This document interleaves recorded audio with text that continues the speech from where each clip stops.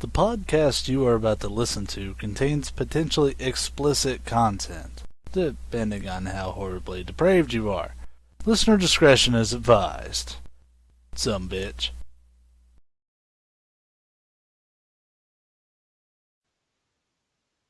Hello, and welcome to Leet Speak, the happiest cast in the world.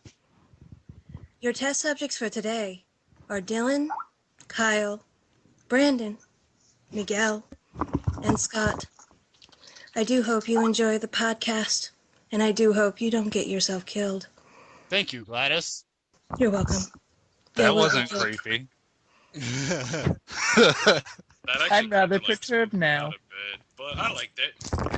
I'm glad you I liked also it. liked how Scott decided to exhale into the microphone like 2 seconds in. Damn it. Before we go anywhere into... Okay, Scott's a dragon. Before we go anywhere into games, I wanted to cover something that me and Dad and Paul were talking about. Sex. Everyone knows that last weekend we had the playoffs, and every single pick that me and Dad had was wrong. Like, I picked our boys, the Falcons, to beat Green Bay, and that sure as hell did not happen. Nope. Yeah, that was an ass whooping. Yeah. And he picked Seattle to beat Chicago, and that didn't happen. Fuck no. How about them Bears? How about them The Bears? The burst. The burst. And who the hell would have thought it was possible for the Jets to derail the Patriots? I know, right? They, You did not. think so. I did so. Oh, Brandon, the Patriots were conceived to win. I don't even fucking like sports. Well, then why the hell are you even speaking? Because I can. He is an American. Americans love What are you sports. eating, America. Brandon? A big old bag of Cool Ranch dicks? He's not much of an American if he doesn't like sports, just saying. What? Yeah. Not very red-blooded, are you? Wait, but Dude, I'm gonna die with 5 pounds of red meat in me. I am fucking American as it gets. No, I was teasing Brandon. and I like Pantera, so that's I'm American not enough for me. No, it's Nice. Nah, I'm not in Yeah. sports either. I just kind of keep up with it because I live in Chicago. So I have to know whether I should go outside on Super Bowl Sunday or not. So yeah. Maggie, by the way, that wolf emblem that is your Skype thing is terrifying. I know. I love And his... Sandy Wolf is the shit. Thank you. I love wolves. Oh, he though. rips shit. I think either this one says something about rape, but one of my favorite ones is miss your family and friends, aim better next time. Oh, that's so wonderfully demented. Yes, it is. Yeah, I know, right? Yes. It touches the darkest parts of me. Reminds me of an old Al Bundy quote. Like, first of all, that show was the shit. Yes. Yeah. But he was sitting there on the couch with his hand in his pants, like he always is, and Peg Bundy walks through the door, America. and she goes, "Hi, honey, you miss me?" And he just looks at her and goes, "With every bullet so far." Okay, why did I find that funny? No one else laughed. No. Dude, I want to get a No Ma'am t-shirt now that you mention it. Hell yeah. Didn't we have like a no ma'am group back on COTD, Brandon? a what? Wasn't there a group on our old forum that were no ma'am? Yeah, there was. I think it was one of the spam groups, wasn't it? Yeah, it Yeah. was. Wasn't it Space Cadet and those people? Yeah. Serious. We had T-Sugs, A-Song, To Dudes. Te-dudes. Dudes. Not just the dude, but te-dudes. The Bears. What was your society called? What, mine? Yeah, you know the one with you, Mitch, and Vanessa? Oh, God. Are you... The You really want me to Aristocrats? mention that one? No, Yes. Okay. God, it was CCC. I know the last word was Caucasians. I can't remember the first part. Classy something Caucasians, I think. Classy Society of Caucasians. That was because we was making fun of the group that was all Asian, and they were like all over the board with Asian, Asian, Asian, Asian, Asian. Oh, dude, I fucking remember that shit. Oh yeah, didn't that have Taciturnity and all them in it? Yeah. Yeah. And so me, Mitch, and Vanessa made a classic society of Caucasians, and every wait. post, instead of every post being about battle royal and stuff like that, Mitch would post topics like, "I do believe, my wet brethren, we shall drink this fine wine together." Didn't he like post a picture of champagne in like every post too? Yeah. Uh, We poked more fun at white people than we did making fun of the other group. Well, this is true. I was in some group that was related to David from Resident Evil Outbreak. I don't even remember what the fuck the name of that group was. Oh yeah, you were the only David, I think. I think you were the leader of that goddamn group. I don't know if I was a leader or not, but I know I was in some sort of fucking group that was related to, like, praising David from Outbreak. If it was a group, there wasn't much of you. Yeah. Not true. I don't even remember I don't that. remember which one David was. I have trouble remembering. See, Outbreak. that's the problem, because David was like one of the coolest small characters in a Resident Evil game. Well, it's because it's been like 11 years. So give me a second. David was the plumber with that. He was a long-haired plumber that fucked shit up with a tiny-ass little fucking knife. Okay, now I remember. He held his gun. I loved him because he held his gun sideways. He was the only one to do that. I just thought that was badass. I think it's stupid, but that's just me. It's wildly inaccurate. Wildly inaccurate. Yes, but it makes him look cooler, and that's what counts. Yeah, in a but video it also makes you look like a jackass. Plus, he You could throw don't like wrenches. A shell in the eye. That That motherfucker threw wrenches at you, man. that He's is- like, hey, zombie, guess what? Eat a wrench. You know, And bam.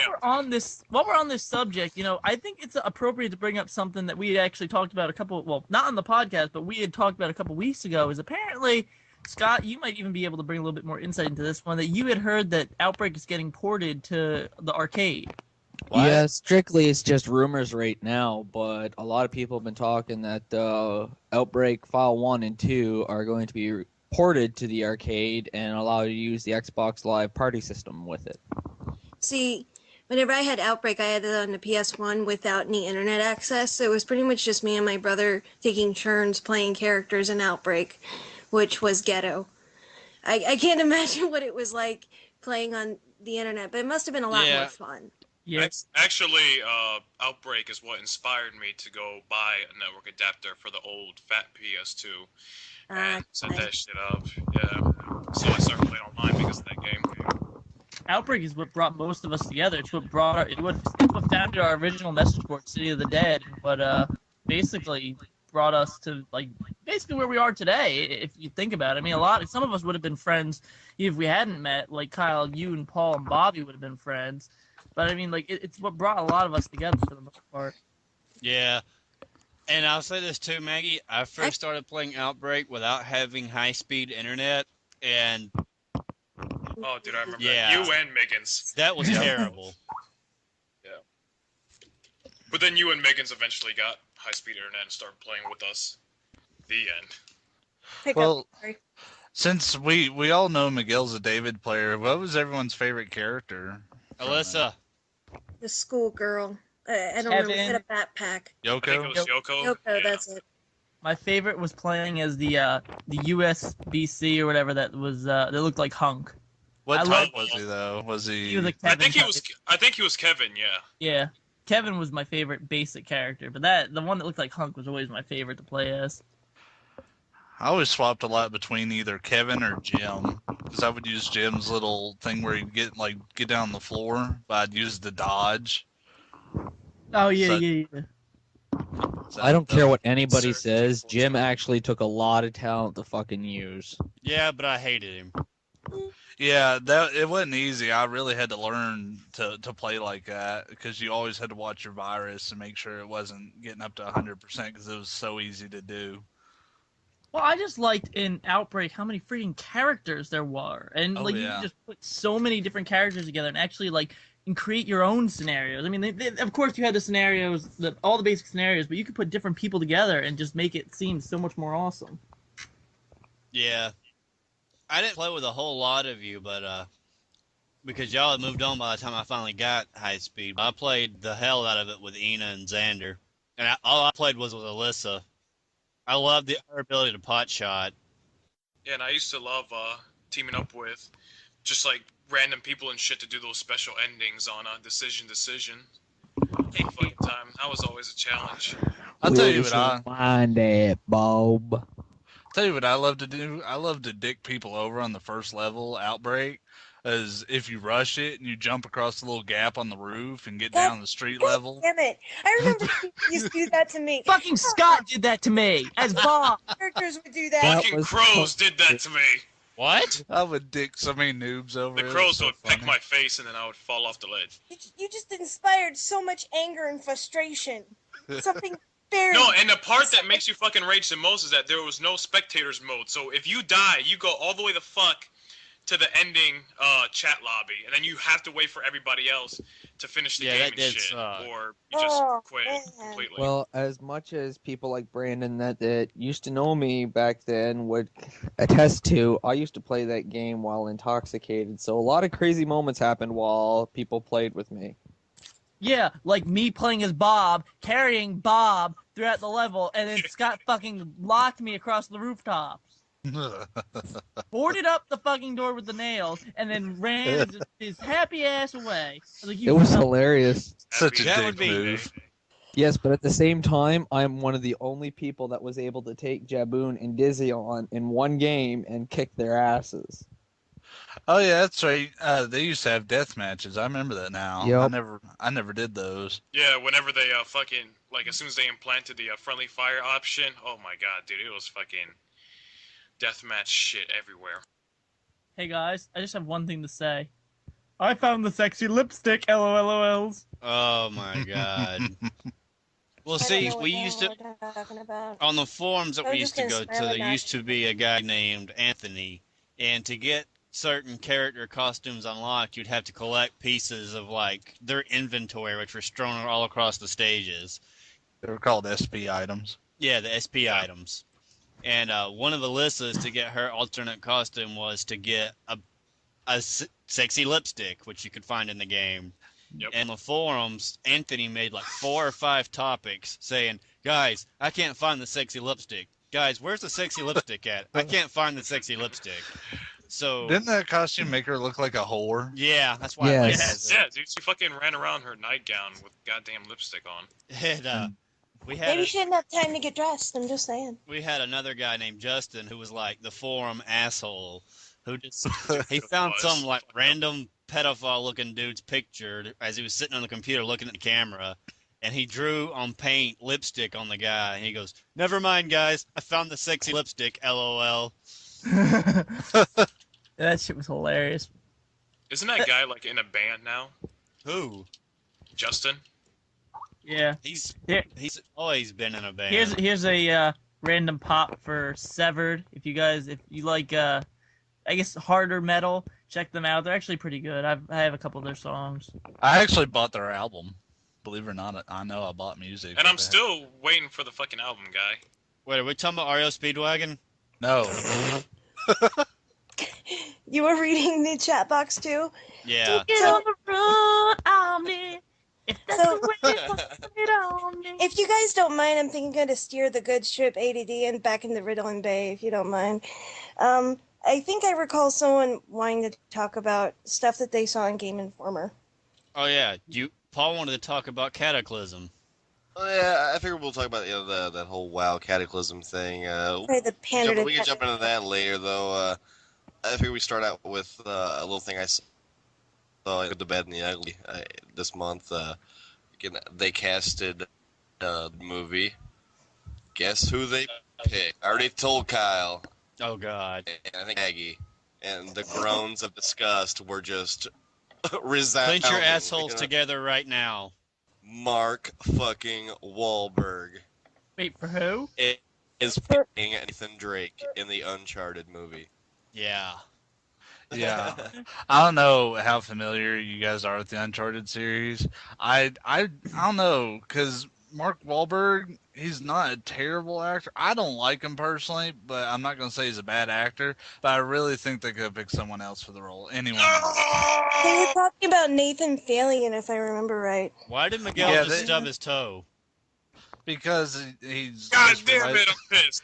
he just realized he's Cuban. Oh. Yeah. He just realized how seductive the Luigi chew is. I mean, look at those hands caressing the. I mean, that Ouija. motherfucker, man, he will look at you like that if you try to ask for a green card.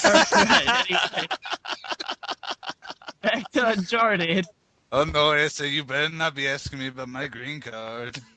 Yeah, I think Nathan Oh. Fillion would be a perfect choice. I Well, just yeah, like, he definitely looks a lot more like Nathan Drake than Mark Yeah. Wahlberg. And apparently they're wanting to make the Uncharted movie really, kind of family friendly. Not like the Uncharted games are really all that bad, but there's plenty of gunplay and explosions and a lot of sexual tension in it. And I have a feeling that they're going to strip it down to the bare essentials. Kind of like what they did with Max Payne. Yeah, pretty much. Look at that, Kyle. Oh my god. God dude. rest Just his made soul. Maggie cry. You had to bring up Max Payne. It makes my heart break too. I'm still seeing a therapist and it's getting better, but oh god. Those of you that were on the forums knew how gay I was for the Max Payne games. So I imagine too am gay Im- for Max Payne. imagine my horror when I watched that movie and it had nothing to do with Max Payne. that's sad. Just like the Dragon Ball Evolution movie. Yeah. As a movie, it was a good movie, but call it a Dragon Ball movie was just bullshit. And you know they're making a sequel, right? And they moved Vegeta into the It sequel. was terrible. I actually liked it as a Vegeta. movie. It's Played by Ving terrible. Rhames. Ving Rhames. It's like Chow Yun Fat squatted over a film reel and took Vegeta. a shit. It is a terrible movie. Vegeta, played by Mini-Me. I'm pretty sure his name is Vern Troyer, but you can call him that. Damn you, Kakarot! Just see Vern Troyer with Vegeta hair. Yep. Fuck it, let's go. He's short in the anime anyways. That's the best thing I've ever imagined. Makes me feel almost better about the Max Payne. Oh, Okay, I'm Maggie will good. be okay. I'm But good. supposedly in this movie, they're actually supposed to actually follow along with the first season of Dragon Ball Z with this movie. So wait, it's going to have Nappa. Wait, they're Yeah. making a Yeah, new- it's gonna Nappa will have be Ving Nappa. Rhames. how are they making a new one? Wait. Has anybody seen Dragon Ball Z abridged? Oh my god. Yes, dude. Dude, I fucking got Dylan into this shit. Vegeta. Ah, Vegeta. Da-da-da-da-da. Yay! Napa. No, but Another random plug for Dragon Ball Z abridged. If you have not seen it, please do so. It's absolutely hilarious. if you can Especially find the it first without it season. getting taken off of YouTube, just saying. link it down there so I can post it, Brandon. No, seriously, it's been stripped off of absolutely YouTube. Yes, dude. Just Nappa. Google Team 4-Star and you'll find it. Yeah. You still yeah, get I the got link, the but- team. I think I get Team the Team 4 Star is web- actually getting sued, though. What? Yeah. I heard rumors about Team 4 Star getting sued by the original producers of Dragon Ball Z. Yeah, even though They don't understand. The original producers of Dragon Ball Z don't understand that in America, you can make a parody without having to answer to copyright laws, as long as you're not making money off of said parody. As long as they And they're weren't not. selling merchandise, they're good.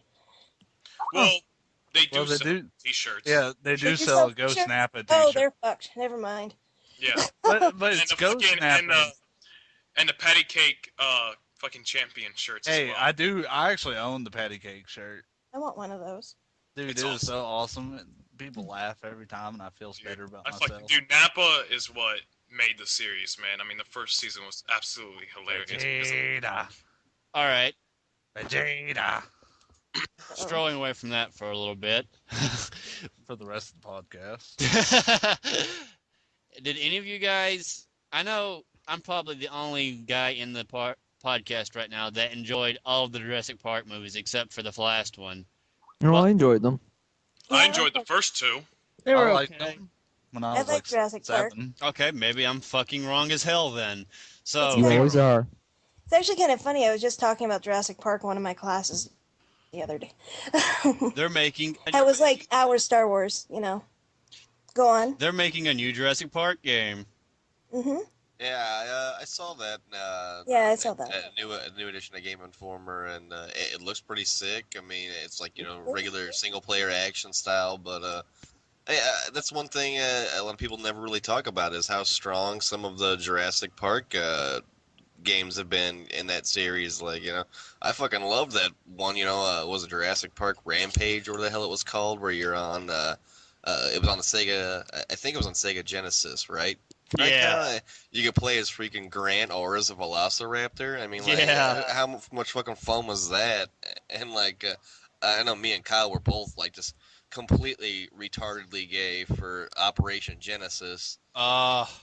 That game is a fucking masterpiece. Like, I highly recommend that. Anybody, even if you don't like, sim type games, like, it's worth checking out to anybody who, has ever played a game, pretty much. Like, if you've never played it, what the fuck are you doing? That's a great game. And this new one looks like it's going to be pretty solid. What's it like? Graphics are good. Oh, the article's relatively small about it in the new Game Informer, so it just kind of looks like your basic Jurassic Park fare, more or less. Pretty lush environments, it looks like, and I can tell you what I'm hoping for. what? Silent Hill with dinosaurs. That's what I'm hoping for. See, the little bit that I read, it looks like they're kind of taking, very memorable moments from all the different movies and having you play as a completely new ensemble, of characters through it. That's awesome. Did I hear? You know what would be excellent to that, New- Paul? What? If they did Left 4 Dead style multiplayer. Oh yeah, Well, where you could play as fucking I wanna the play as the dinosaurs, dinosaur, and holy shit. somebody was the fucking. That's my new That ambition. would be ridiculous. I don't know if any of you guys have heard, but they're also planning on making a Left 4 Dead movie. Oh my God. Really? Yeah. Holy It- shit, they are. It's It's not really actually that a new. it's actually a fanfare movie, but they've got Valve's full permission to make it. You can find a preview for it not only on Facebook but on YouTube. Oh wait, they already made a whole bunch of Left 4 Dead movies. They all starred Zoe. So Or wait. No, these this aren't one actually like stars all four of the original cast. Dylan. Oh. They're better than Oh my Left 4 Dead pornos, aren't they? God damn it. Dylan. Because I'm sorry, man, those things are pretty bad, man. I couldn't even fat to that shit. You know? Okay. Why did they give the witch a penis? It's not making. I mean, the fucking smoker had like a 20-foot long penis, and then it just like wrapped around Zoe's neck, and I was like, dude, what the fuck is going on, man? Shut the fuck up. Okay. What's Link steering the good ship ADD? Why don't you link the actual movie in the chat so we can post that for the listeners as Yeah. well? Okay. All right, I'll see if I can find the. Yeah, I'll try to find those links. So is it like an independent like movie? It's not gonna be like a box office one. As far as I know, they want to make it into a box office one. That's where they'll mess up. It's totally a fanfare. They're trying to get people to donate money to go in towards it, but yeah, they don't know if they're gonna make it box office or just buy it on a video. Well, all I can say is that That would be independent if it's being completely funded by the fans. Why I Maybe they try to find a big budget I distributor. pay 50 cents to see that. Do what, Paul? I'd pay 50 cents to see that. all I have to say is I hope that the team that makes the movie has a much better luck than Kevin Smith did with the first Clerks movie. Oh yeah, yeah, to max out like 3 different credit cards. Paid off in And the it's just amount. fucking student loans and shit like that, dude. I mean, it was a $12,000 budget movie, and that's why That- they had it in black and white. See, there's another. You mentioned Left 4 Dead movie and how it's being fan made. There was actually a Metal Gear Solid movie. I don't know if you guys were aware of that. Did it ever come out? I had heard about it, but I didn't think it ever came out. Metal Gear Solid Philanthropy? Philanthropy. Yeah, it's like 40 some odd minutes long. I had it downloaded before my hard drive crashed. Yeah. It came out, but they had it available for free and legally through the torrent networks. I heard whispers of a Half-Life game. Half-Life movie, I mean. Yeah, I'm pretty sure a Half-Life game came out back in the 90s. Yeah, I meant movie. Yeah, smart ass. Well, you know, Half-Life would be a pretty good movie. Yeah, that would be the one video game I would say make this into a movie, please. Thank you. Yeah, whoever they get for Gordon Freeman doesn't have to fucking talk, man. They will have no fucking script. Want you, Lori, to be free. They'll just be like, hey, go and hit this shit with this crowbar. And that's it. And it's like adjusts his glasses and goes. Like vocals. I'm pretty sure Indigo Prophecy would make a great movie, and I know I've expressed that opinion before. Oh God. If they ever make like Heavy Rain to a fucking movie, I'd probably be annoyed by the fact this guy was. It already is a movie. You play the game, it is a fucking movie. Yeah, and you get like, how many fucking different endings are there in Heavy Rain? The official count is 20 or 22. Jesus. Whoa. However, there are differences so minor in them that really there's only about 6. Yeah. There's a couple games like that I can think of. Yeah, like basically any decision that you make while playing the game will actually reflect on whatever ending you get. Oh, and Maggie, thank you for bringing up Indigo Prophecy. Since the last podcast, which we still don't have posted, but we're working on that. I have played and almost beat Indigo Prophecy. I want to change my vote, not like it matters, from the paddles from Pong to Lucas Kane. Thank you. That was a good game. Dude, it's awesome. Yeah, like after playing Heavy Rain and going to it, like it had some pretty sweet mechanics. So I really don't like the button little sequences. They do it way too much. I would have liked some variety, but that's my mini 2-sentence review of it. See, I'm a fan of button sequences. I am. It's just they used it for all this mundane shit. It was like to turn on your amp, you have to do this button sequence. To take a piss in the toilet, you have to do a button sequence. There's a couple of times when those button sequence, especially story pivotal times, when the button sequences get kind of annoying, but in the end, it's the most satisfying thing when you finally get through it, and it looks really cool as you're doing it. Yeah. So. Oh, Dylan, I mean, is it worse than Heavy Rain when it comes to button sequences? No, because Heavy Rain, you could still watch what was going on and do the button sequences. And Indigo Prophecy just takes up the whole middle of the screen, and I'm sitting there trying to read what buttons to do and pay attention to what's going on. Oh, okay. I like button sequences when they're in games like Spider-Man, when they're combat involved and stuff like that. Resident Evil 4 with the crowd fight. Yeah, Resident Evil 4. Oh my God. And crowd also, ridiculous. Indigo Prophecy's graphics are pretty good considering it's an original Xbox game. Yeah. Yeah. The David Cage in the tutorial looks like shit. I just want to note that. Mm-hmm. God, since somebody mentioned it, am I the only one who spent like 20 minutes fighting Krauser the first time they played Resident Evil 4? Actually, well, are you talking about like the very first knife fight or the? Yeah. Okay, yeah, I remember what you. Now, for some reason, like, Actually, I never had a problem with that fight. The only problem I ever really had in Resident Evil 4, for some reason, that would take me forever to get through, was the fucking part where you're down in the laser hallway, kind of like in the first Resident Evil movie, and the fucking part where you had to like backflip over the lasers. For some reason, I could never time my button sequences properly for that. Yeah, that was a bitch. But once you learned it, it was easy. But yeah, continuing. Resident Evil 4 was such a masterpiece because it still had a little bit of the element of Resident Evil in it while bringing new life into the series. Exactly. Resident Evil 5 was just like, you know what? Let's just piss all over that. Oh my God.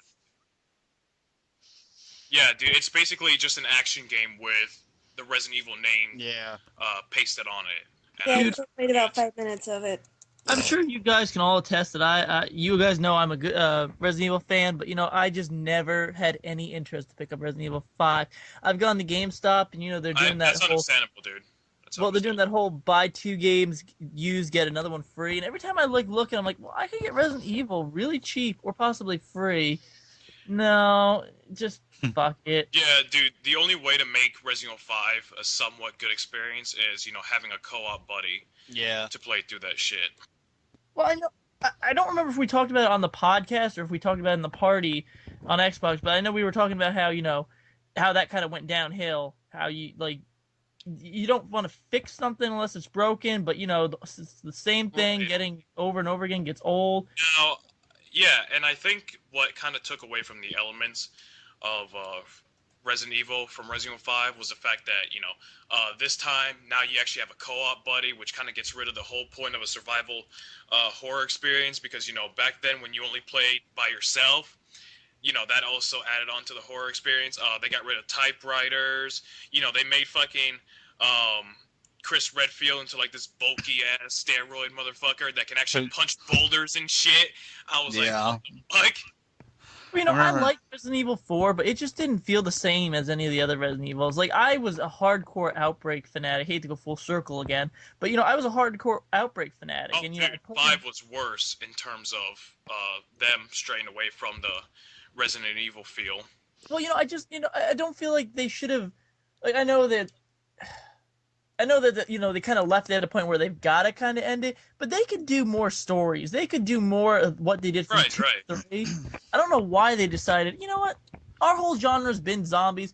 Let's just say fuck it, and we'll just... Yeah. I mean, with Resident Evil 4, though, they did kind of, like we said before, they did keep the elements of Resident Evil a little bit and changing it up a bit, trying to make the series all fresh and all that. But then the idea of what they used for Resident Evil 4 died out extremely quick with Resident Evil 5. And I think it's time for them to fucking bring it back to the way it was before. Just like the remakes for the GameCube, which... Well, let me ask you guys this. Are any of you guys interested in picking up a Nintendo 3DS? I am, actually. Just for Metal Gear Solid. Well, on the subject of Resident Evil, they have 2 Resident Evil games coming out for it. The first one is the Mercenaries 3D, which they basically just take the whole Mercenaries minigame and make it an actual game.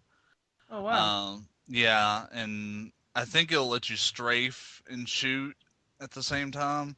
I'm not really excited about that one. I actually saw that. But the other one I am really excited about is Resident Evil Revelations.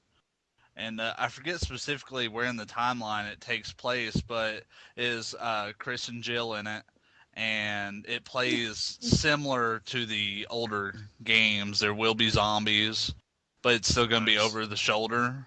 Still makes me happy. Yeah, that actually does make me happy too, man. Yeah, Fuck, man. I really hope they really try to make it scary again. She got bumped in 5.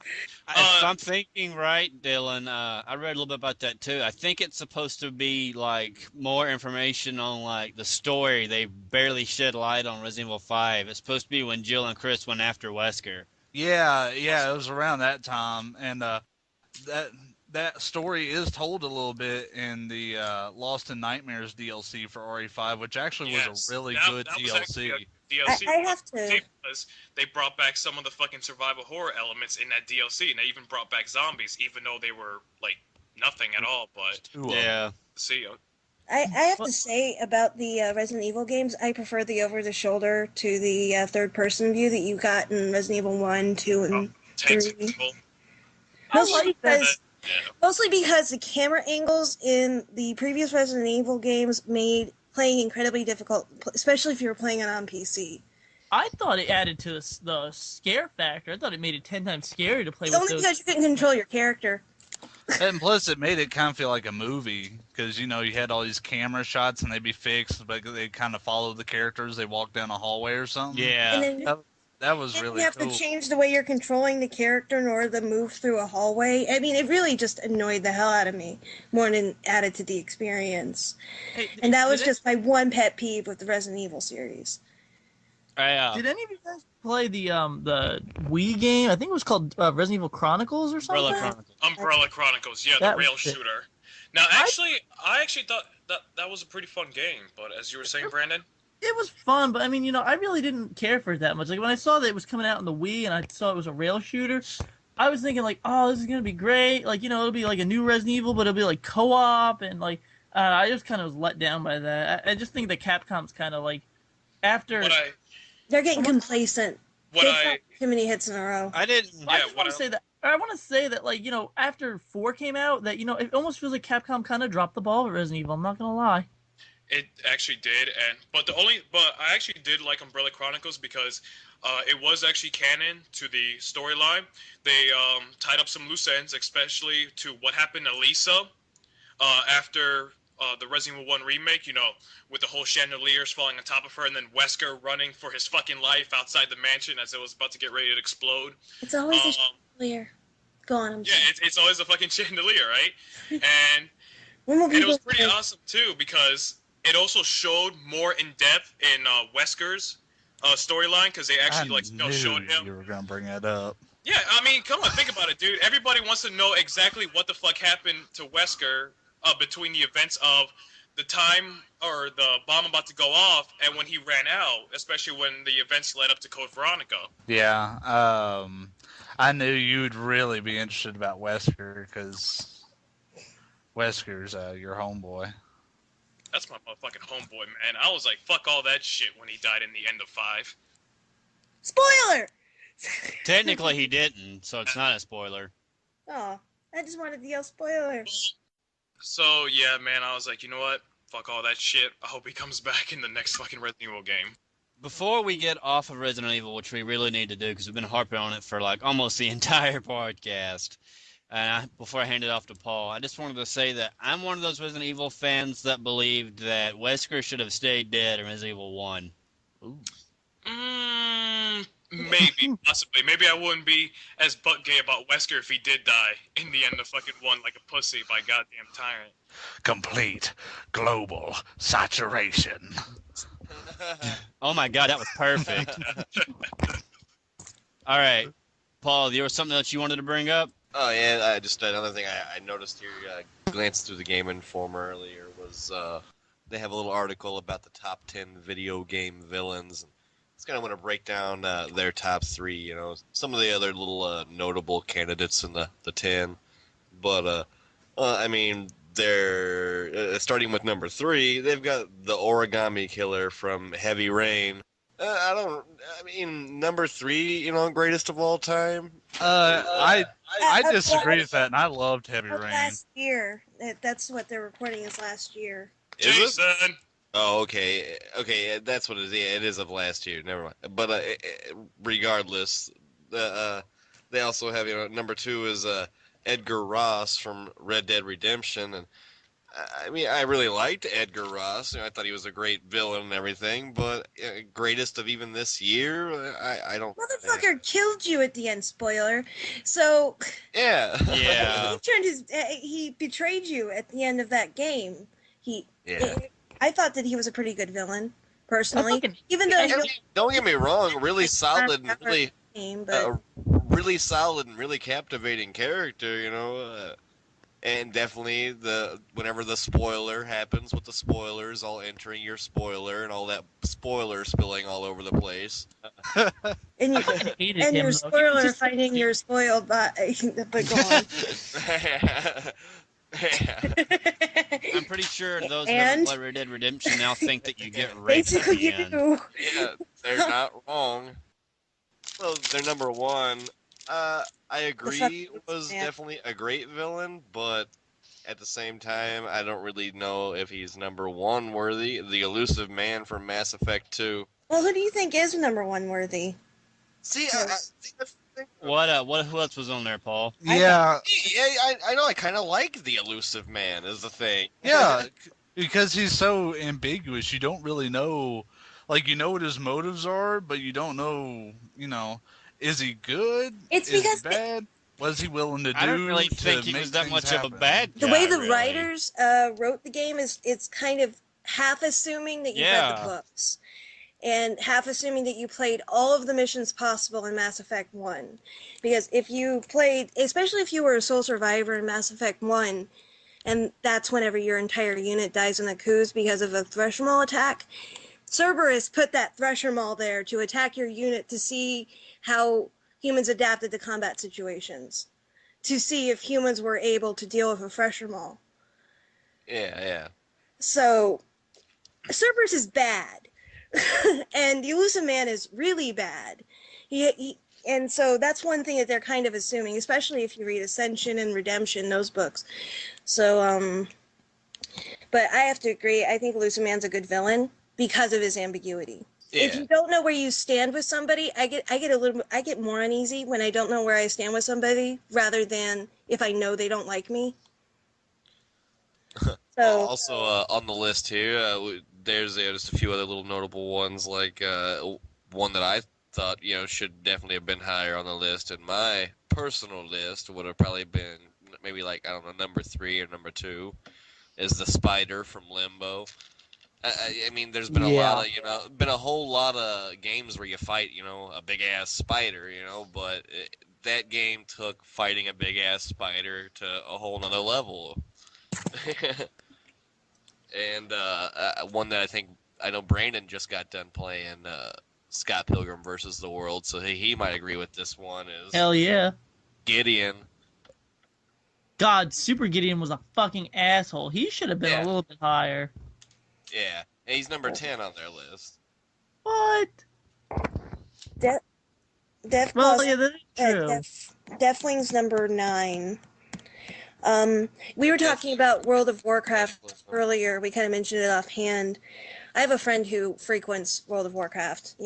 Half of her life is there, the other half is at school. So, she was actually telling me about this one time when she was playing right before Cataclysm came out and got released. She was going through a village, and then all of a sudden, everything turns blood red, and everything in the town fucking dies because this giant-ass dragon flies over her head. And I thought, and I couldn't help but think, I don't play this game, but that would have been badass to see. Just saying. Yeah. Dutch was cooler, I have to admit. I did like Dutch. I just thought Edgar Ross was a straight douchebag. The whole time when he... I'm not going to really say anything, spoil anything. The whole time that he came into the story, I was just like, I really hope I get to kill this motherfucker. Dutch I can't. Edgar Ross. And I just want to thought he was a broadcast this out to much our cooler bad listeners. guy. Yeah, we might have spoiled the game for you, but at this point, if you haven't played it, you probably don't have an Xbox 360. You deserve it. So... It's on PS3 too, isn't it? Oh, it is? No, I don't think it is. I think it's an exclusive. Or they're trying to get it to the PlayStation. I spaced out for a minute. What? Red Dead Redemption. Yeah, yeah, dude. PS3 too. Yeah, I'm sitting here looking around. Okay, well then you don't own a PS3 or 360. You're stuck on the Wii, and I'm sorry. So, What if they're stuck on the Jaguar? and if you have a Xbox 360 or a PS3 and you haven't played Red Dead Redemption, for the love of shit, rent it. Yeah, that game. If you have the Jaguar, contact It's a great game. the Smithsonian Museum. You guys did spoil it for me. Thanks. It was kind of spoiled for me. Your own damn fault. Oh, well. I quit playing the game because No, it's all good, man. I was going to Mexico on the game and it froze on me, so I didn't finish it because some other shit had come out. Burritos. That's upsetting, actually. Plus, I just couldn't deal with the Spanish language. And I know Brandon has They been only playing exist the, for like 2 lives. Toughen up, Dylan. I know Brandon's been playing the single player on Black Ops a good little bit lately. I don't know if he's gotten to see There's a player? Dragovich yet. Yeah, I know, right? The Russian? There is, and it's freaking immaculate. Wow. Are you talking about the Russian dude, Paul? Yeah. Nikita Dragovich. Yeah, I've met that yeah. asshole already. But he's number 7 on their list, and I definitely agree that he should be on there because that single player is definitely just so epic, and he's a freaking incredible character. I'll agree, Paul. Actually, I've played it just to pull a disclaimer. I think Scott might have even played the single player. Yes, I did. I totally agree with it. And who else is on there? Rutherford. Let's see. Wait. Many people I don't Did I got a question. Did oh god, what the hell is his name? Did the villain from Fable 3 make it on there at all? No, he did not. No, he did. Because he was really, Logan, depending on how you play, wasn't really a villain. No, not Logan. Oh, you mean the spoiler? That's why I was not saying anything. Kyle isn't done. No, the spoiler did not make the list. The spoiler did not make the list. Just because of what happens in the game with him, I'm not saying to spoil anything, don't worry. But just because of what that son of a bitch does, I think he should be definitely in the top 10 because I'm not going to say anything, spoil anything. All I'm going to say is what he did severely pissed me off. Hi. What about the creeper from Minecraft? Oh. Nope. God. Not Yes. on there either. Nope. Well, that little Zeus is shit on there. has fucked up so many of my buildings on online servers. I know Scott will disagree because he didn't enjoy the game like I did, but I think Powers Booth's character from Turok was a badass bad guy too. What other articles do they have in here? It wasn't Just too because, Oh, the top just 10 because dorks. he was Powers Booth, that guy can play an excellent villain. Hey, Paul, what do you think of their top 10 dorks? Oh hell, let me see. It's right. It's right. It's just one page back from that one. We're both looking at it right now. Oh, Yeah, I goodness. was ready to say, are you guys looking at the same one or what? For those who are following along at home, this is on page 31 of This is on January. page 31 of your textbook. Yeah. Verse 7, line 9. Oh, yeah, their And top. God saith unto you that hope from Final We'll go through their top 3 dorks. Just okay, Yeah. we'll do top 5 just because number 4 is awesome too. Number 5 is Subject Delta from BioShock 2. Oh yeah. Dork? I don't He's know a what's big fucking guy in a suit. What kind of personality did he really have? I never saw a pocket protector, no shit like that. I mean, I He was drilled kinda- so many chicks in that I- game. he's a big ass guy with a drill for a hand. What's I think dorky about whenever they that? say dork, they mean someone who's a bitch. And Delta was How kind was of he a a bitch. bitch? Like, yeah.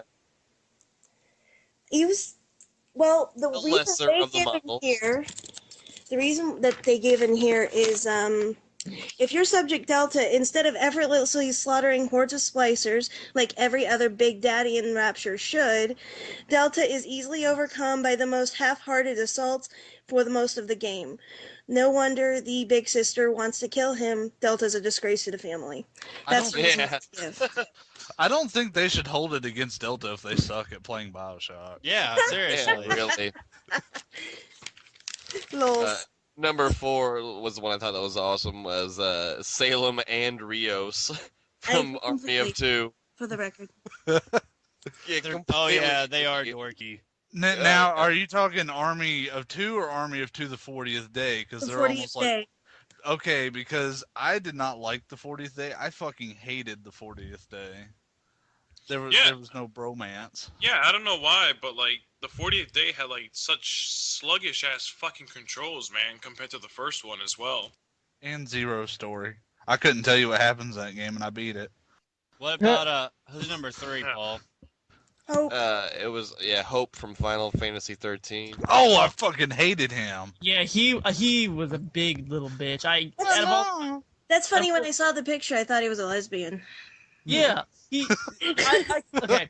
I collect Final Fantasy action figures. I collect action figures in general, and I looked at the new Final Fantasy 12 action figures that came out, and Hope seriously looks like a fucking girl. I was like, all right, not gonna buy it. I was just thinking, when did Justin Yes, you will. get an anime haircut? It's just Well, that and he spends the whole fucking game just whining about, oh, my mom. Hey, do you guys want to hear what they said about him, though? Sure. A boomerang, of all the cool weapons in Final Fantasy 13, guns, swords, gun swords, why does Hope choose a boomerang?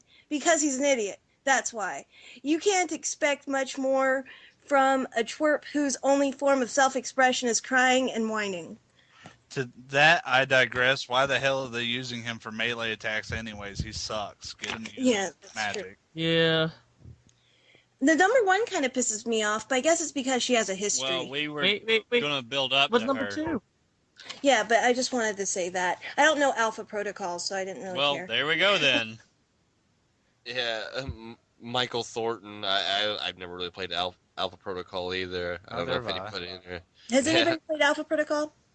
Nope. No, but from what I hear, it was a gigantic letdown. Okay, wait a minute. Okay. So Otacon Next. is not on the list. They Well, what? 2010. Yeah, I Yeah. haven't seen Otacon since like what, 08? Yeah. Yeah. Oh, I was gonna say, wasn't he in any? I thought there was a PSP that game that came out recently. Never mind. No. You're thinking of Peace Walker, and that has Otacon's dad in it. Yeah. And number 1 is Samus from Metroid. Oh, they need to get off my Or girl. from other They need apps. to get off my girl. It's because the game itself was a disappointment, and they wrote her character as a whining little bitch. I will murder them. Well, they wrote her character that way. You should murder the writers. But let's see. Painting Samus as a petulant brat instead of an awesome warrior. There you go. Wow. One thing I wanted to jump into, I was telling everybody on Xbox Live, is from what y'all could tell from the last podcast, I am a gigantic Tomb Raider nerd. A lot of y'all didn't like it, but it was one of the first PlayStation genres I got into, that and Resident Evil. But I played the hell out of those games, and I was in love with them. The most recent Tomb Raider games weren't all that hot. The anniversary was pretty good. I liked it. But this one coming out that's slated for next year has potential to probably get Game of the Year. I'll just give you a brief rundown of what I just read. Besides the whole like remake she totally got where she looks smoking ass hot finally. But basically the game begins with Croft devoid of any weapons, tools, or essentials such as food or water, which the player must search for in order to survive. I like that. Yay. Sections of the island are restricted to the player until Laura is able to perform specific physical abilities to achieve via a skill system or obtain the necessary equipment to advance. At frequent base camps throughout the world, the player can combine pickup items to create new items and improve Laura's abilities or fast travel to previously discovered base camps to avoid copious amounts of backtracking. There's a much larger emphasis on combat instead of using a lock-on aiming system, and will employ a manual free aim mechanic. So basically, everything that was wrong with the Tomb Raider games people complained about is gone with this one. Oh, and just so the listeners know, you guys can't hear it, but we're discussing Laura Croft's breast in the chat. I hope they keep those mechanics in. Sure. They used to be triangular. No, That's what I just said. That's Who one the fuck used to factor that? I did. thing that after our conversation during the last podcast, I actually went back and I looked at the graphics, and her breasts were pyramids. It was, and I was just like, oh boy. Well, Wow. back then, blood spurting out of someone's neck was square-shaped. That's true. Oh, dude, the fucking blood was so goddamn cheesy in the old Resident Evil games for Oh PS1. god, let's not get back into Resident Evil again. you know, well, Kyle, Tomb Raider was one of the first games I played on the PlayStation. I just remember that first Tomb Raider game was so much fun just because there was so much shit to do. I think I played the demo of it, actually, because I had a demo disc I used to love.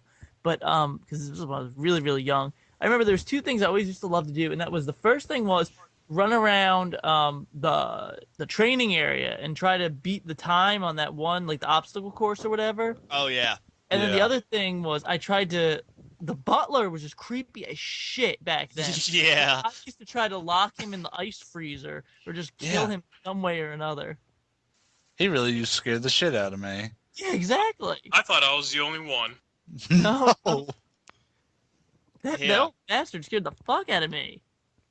I hope that they keep in some aspects of the Tomb Raider games, because I thought it was always cool that you could go to these unexplored places that no one's been before and see things there that people thought never even existed. Some Tomb Raider games, you could go to islands that have been inhabited for years and see a fucking T-Rex there. I hope they keep stuff like that in there, where it's more like, kind of, I don't know what's the word? More like, Outlandish, yeah. far-fetched, unrealistic. There's a bunch of words. But we're not playing these games to be realistic. I mean, look at Fallout. Good point. But I'm excited about that. And one thing, I am kind of excited for the new game dynamics that they introduced. I might rent it. It's been a while since I played a Tomb Raider game, but I might rent that one. I think it's a really cool idea, as long as they don't do it the way Fallout did on the hardest difficulty. Yeah.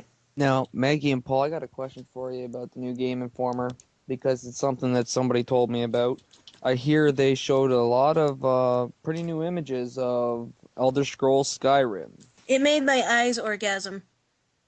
It looks amazing. I was kind of like, holy shit. Like, I never played an Elder Scrolls game before, but I was like, wow, I kind of really want to play this. This is so shiny, you know? See, It looks amazing. I'm a long-time Elder Scrolls fan, and I'm so excited that we're going to get to go to Skyrim. And I'm really excited for this game because it is just like, oh my god, so pretty. I just want to die and go there. you know, it's just so cool looking. And they got new facial mechanics and new emotions and new conversation items, and which is something I'm really into, and it's something that Bethesda has a lot of problems with, is the facial animations during conversations. So I'm glad that they fixed that. The graphics look absolutely beautiful. I am so excited for this.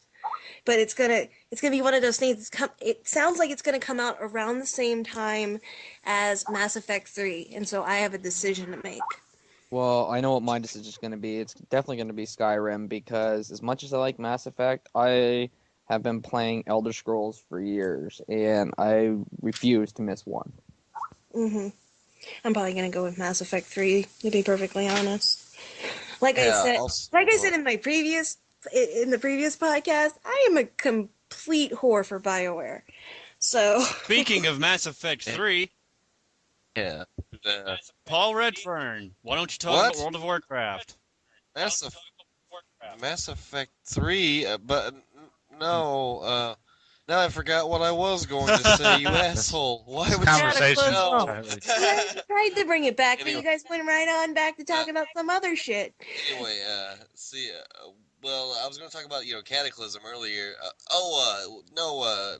Flipping through Game Informer earlier, I saw, in the top 10 moments of the past year, they had as number 10 Minecraft Madness. And I know Miguel is gay for Minecraft. My Oh, you love building shit. my girlfriend's stepbrother got me into Minecraft like half a year ago. He started showing me it and everything. It had to be when Minecraft just like very first came out. That shit was like I've known about it for quite some time. To see it actually like rise up like this is crazy. Yeah, dude. I mean, it's pretty crazy that it first started off as just one regular jackass from Sweden, and fucking he just like built Notch. this. Yeah, Notch, and he just fucking made this game just using like simple Java coding and such. And now here we are in early 2011, and that shit is now in the beta phase, and it actually sold over 1 million copies. And he actually has a full development team It's behind supported the by game. Valve, right? It's not supported by Valve, but Notch actually did get some offers, I believe, by Valve. If they could get the license to that game, kind of like how, the people that made Counter-Strike sold it to Valve, and now you got like Counter-Strike Source and such. But Or the students that made Portal. yeah, exactly. So now it's in the beta phase. It definitely has made a lot of changes since I first got the game. It's still going strong. Not even in the final phase yet, and it's already sold over 1 million copies. By the way, Kyle, you'll be happy about this. The number one moment is "Didn't See That Coming," which is from Castlevania Awesome. Lords of I Shadows. gotta rent that game and see it.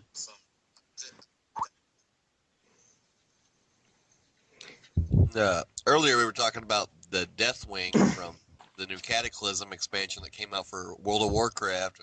And It's not that strong a subject for me personally because I've never played a World of Warcraft game, but more or less I was looking to talk about that sort of thing happening in games because Brandon might have to back me up a little bit on this, but to the best of my knowledge, there are areas that basically you can't go to anymore, and items that existed in those areas, don't if you don't exist still anymore. if you don't still have them in your possession, don't exist anymore, and things like that.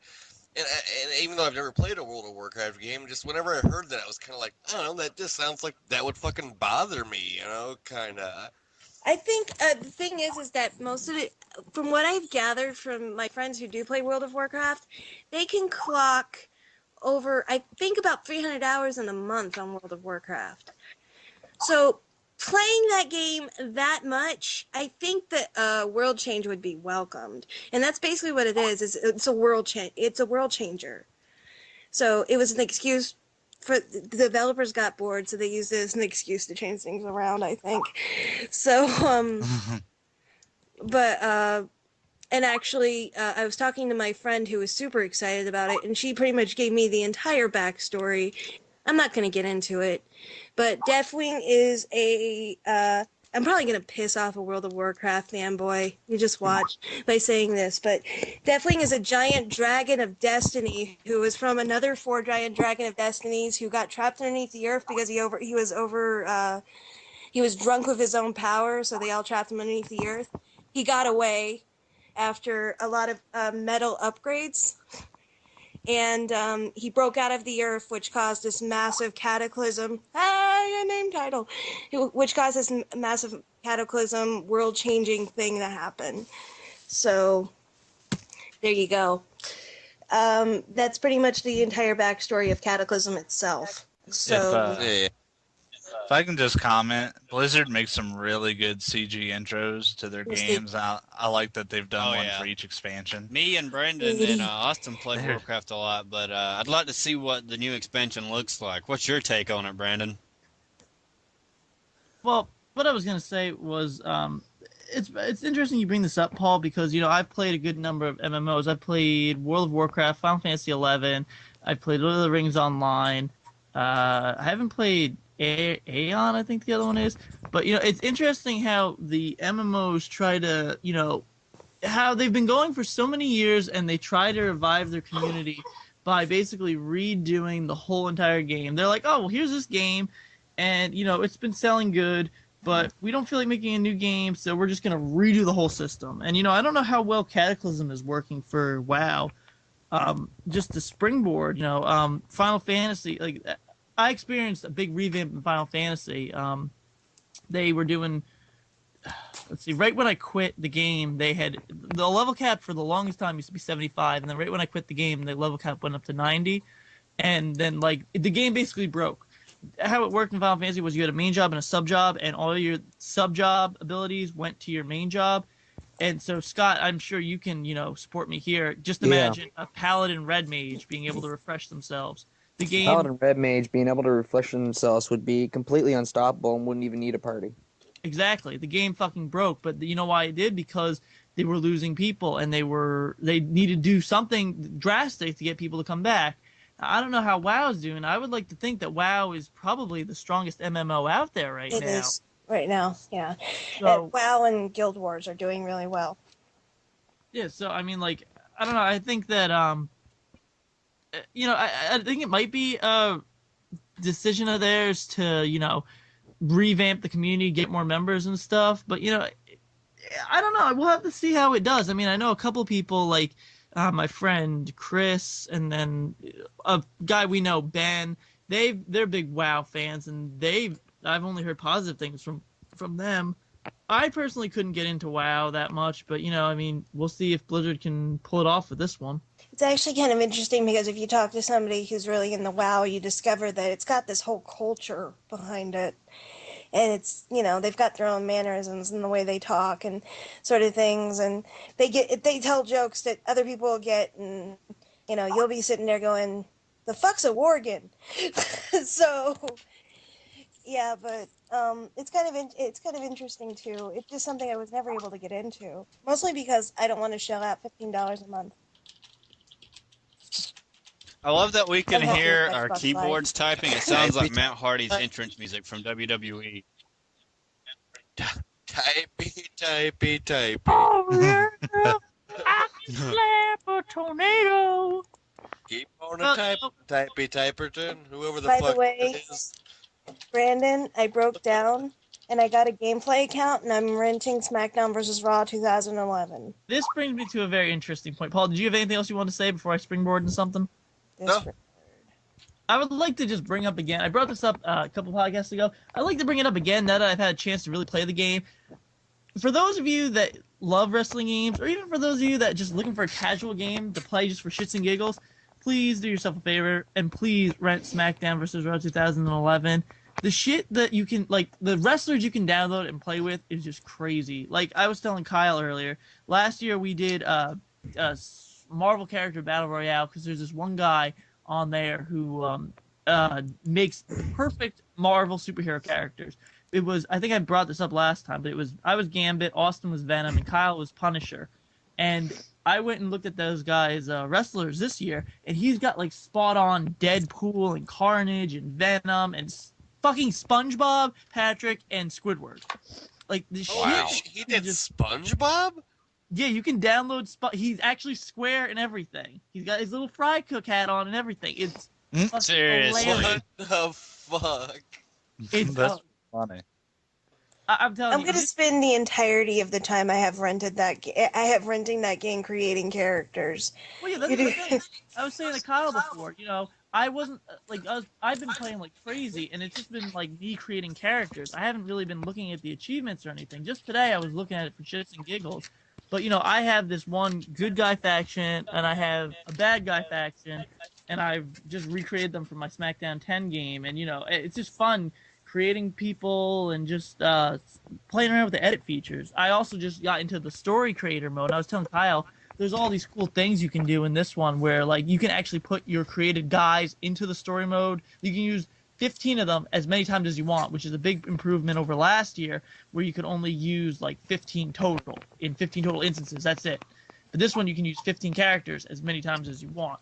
And you can make it so like the commentators will actually say specific that you can set it so the commentators say specific things in a specific match. I did this first match where my guy just, you know, it's one of his earlier matches in the company. So Cole goes, "Oh, well, we've learned a lot about this superstar lately thanks to the new superstar initiative." And you know, they say shit like that. It's just like it's I think that it was like a great idea. Like they really improved it compared to last year.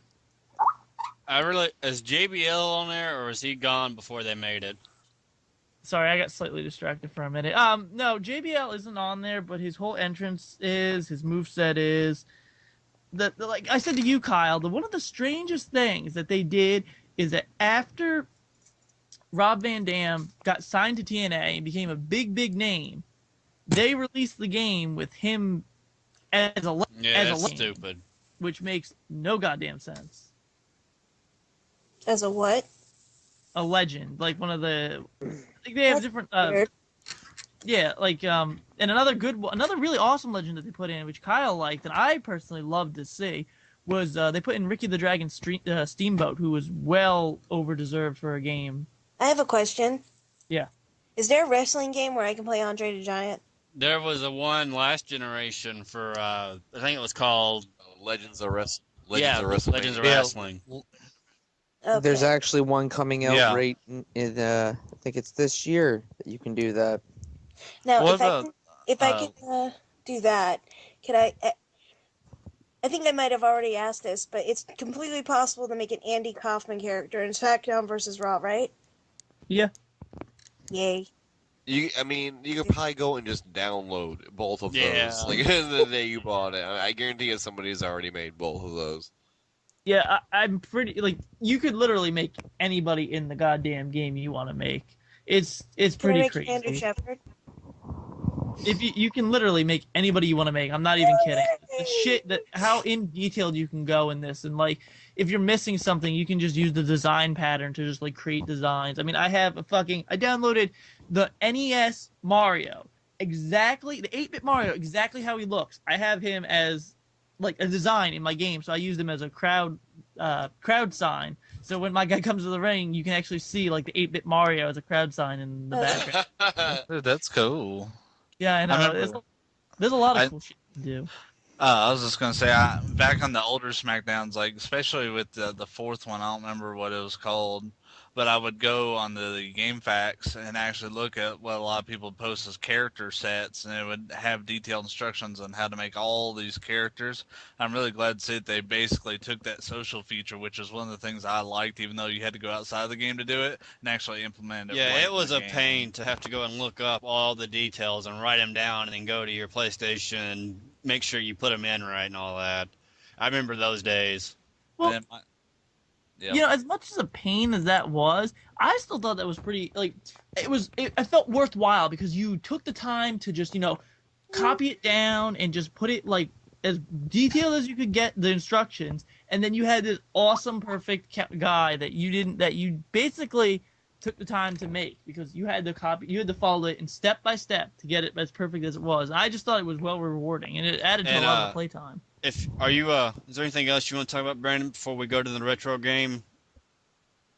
Okay. Nah, feel free. Dylan reminded us that we should probably do one, and since me and Paul have already talked about it, and me and Paul were crazy for this game and put insane amount of hours into, I want to talk about Operation Genesis for Jurassic Park. Oh no, you didn't. That when I first saw it at Walmart, I looked at it and it was like, oh, it's like Zoo Tycoon, but with dinosaurs for Jurassic Park. I'm like, I don't know, that's not really my thing. Like, I like The Sims, but all those Tycoon games, they're kind of lame. So I went and rented it instead, and it is not like that at all. It's every aspect of it was cool, and like you could get the dinosaurs and build the pens and all that, so people would come and look at your park, and all the tourists would pay money for everything and concession stands and stuff. But in order to get dinosaurs, you'd have to do it like they explained in the first movie. Like you could find like the fossils or the little balls of amber and extract the DNA from them. And depending on how many resources you had, you could get it quicker or slower, depending. But it was really cool to just like be able to like unlock new DNA to bring new dinosaurs to your park. But Yeah, you had to get, more money to buy more excavation teams. The better your park did, the more excavation teams you could buy, and the more excavation teams you had, of course, the better chance you had of finding, really sick dinosaur DNA and getting those dinosaurs in your park, and just the level of shit that you could do as far as mixing the dinosaurs together to make different exhibits, and just the way that you could actually put in like fucking rides and shit, like put in a Jeep, safari ride in the raptor cage, like that's the kind of shit that I used to do. I just be like, hey, I'm gonna make this big, just beautiful, lush herbivore environment, with this safari ride in it. And then I'm just gonna, just throw it in the mix, just like three velociraptors. And every time you would just see, those three little assholes just taking some shit down, or you'd get the alarm that, the safari ride was under attack, and you'd just, pan your camera over there, and you'd see like the velociraptors all standing on top of the Jeep, you're like, it's like, what the fuck? yeah, Uh, and just also the way that if you depending on what kind of exhibits you made and how you actually displayed them and set them up, like the crowds would come. If it was a badass exhibit with cool ways for them to view the dinosaurs and shit, they would actually come to visit it. And depending on your placement and your geography was your main thing. And goddamn those assholish hurricanes that used to come along and just fuck your shit up. oh my god. You just have this 5-star, just fucking amazing park going, and next thing you know, this fucking tornado just comes along and cuts a path of whoop ass on you. It's oh my god. And then also if the tornadoes didn't get you and you got your park up to a good 5-star, I think it was either 5 or 6 it went up to, but you get your park all the way up there, and it's looking all big and beautiful, and you can't really do anything else with it, so you just destroy all the exits